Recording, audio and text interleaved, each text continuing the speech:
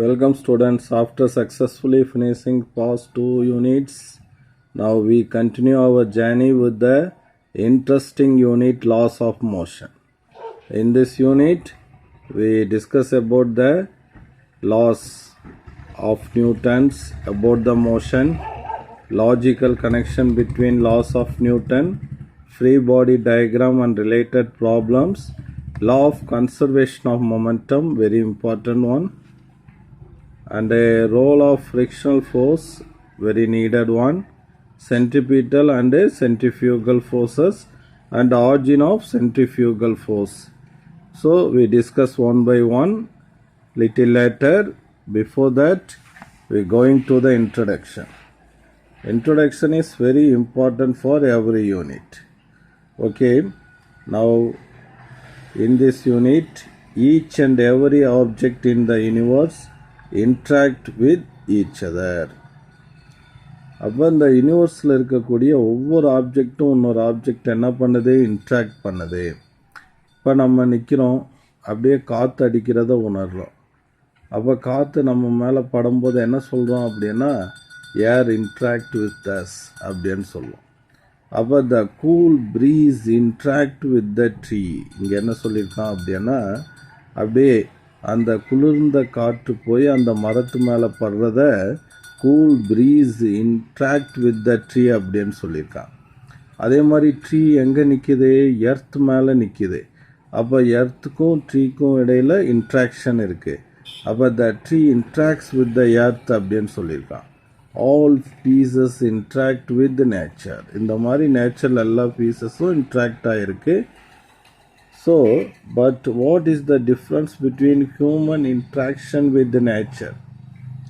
Human interaction with the natureக்கும் மற்ற ஸ்பீசிஸ்க்கும் இடையில் உள்ள இன்ட்ராக்ஷனுக்கும் என்ன டிஃப்ரென்ஸ்னா, human interaction has one extra quality. What is that அப்படின்னா, we not only interact with the nature, also try to understand and explain the nature phenomena successfully. That is called physics. அப்போ here we not only interact with the nature, we try to understand the nature and we try to explain the natural phenomena successfully அப்படின்னு சொல்கிறாங்க. So in the history of mankind, the most curiosity driven scientific question asked was about motion of object. அப்போ to explain the natural phenomena, the curious driven scientific question அப்படின்னா அதி தீவிரமாக ஆலோசிக்கப்பட்ட ஒரு question எது அப்படின்னு கேட்டோன்னா, how things move, எப்படி objects move ஆகுது, why things move, ஸோ எதனால் திங்ஸ் எல்லாம் மூவ் ஆகுது.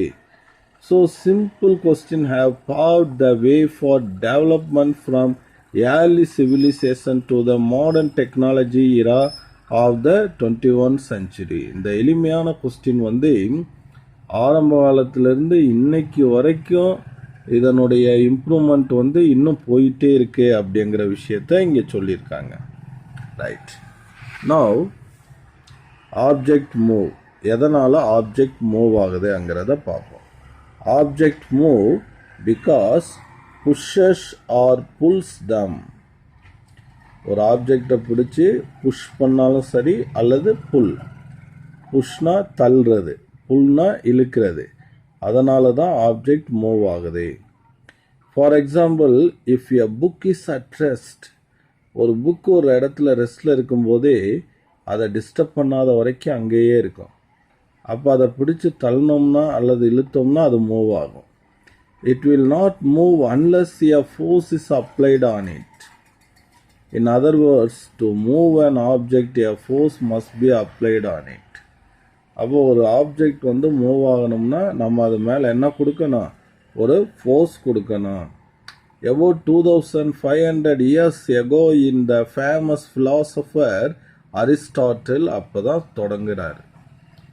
என்ன சொல்கிறாரு அப்படின்னா, force causes motion. ஃபோர்ஸ் இருந்தால் தான் ஒரு பொருள் மூமெண்ட் ஆகும் அப்படிங்கிறத சொல்கிறார். அவர் எதை அடிப்படையாக வச்சு சொல்கிறாருன்னா, based on the common sense. So ஒரு ஆப்ஜெக்டை புஷ் பண்ணால் அல்லது புல் பண்ணால் தான் அது மூவ் ஆகும் அப்படிங்கிறது அன்னைக்கு அவருக்கு தோணுச்சு. ஸோ ஃபோர்ஸ் காசஸ் மோஷன் அப்படின்னு சொல்கிறார். But any scientific answer cannot be based on common sense. Common sense அடிப்படையாக வச்சு எந்த ஒரு சயின்டிஃபிக் ஆன்சரையும் நம்ம ஏற்றுக்கிற மாட்டோம். It must be endorsed with quantitative experimental proof. அதுக்கு என்ன வேணும்? எக்ஸ்பெரிமெண்டல் ப்ரூஃப் வேணும். அடுத்து இந்த 15th century கலீலியோ வர்றார். Galileo challenged Aristotle idea by doing a series of experiment.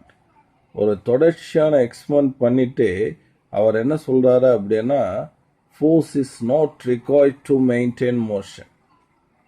So Aristotle force causes motion, force இருந்தால் தான் மோஷன் ஏற்படும்.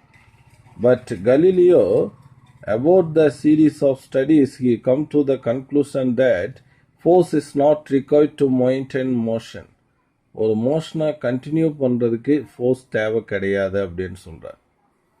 So Galileo demonstrated his own idea using the following simple experiment. ஒரு சின்ன experiment மூலமாக அவரோட ஐடியாவை explore பண்ணுறாரு. அது என்னங்கிறத இப்போ நம்ம பார்ப்போம். See students, this is our Galileo's ideas. நம்ம கலீலியோட ஐடியா இதுதான், மோஷன் இன் இன்க்ளைன்டு பிளான் அப்படின்னு சொல்லுவோம்.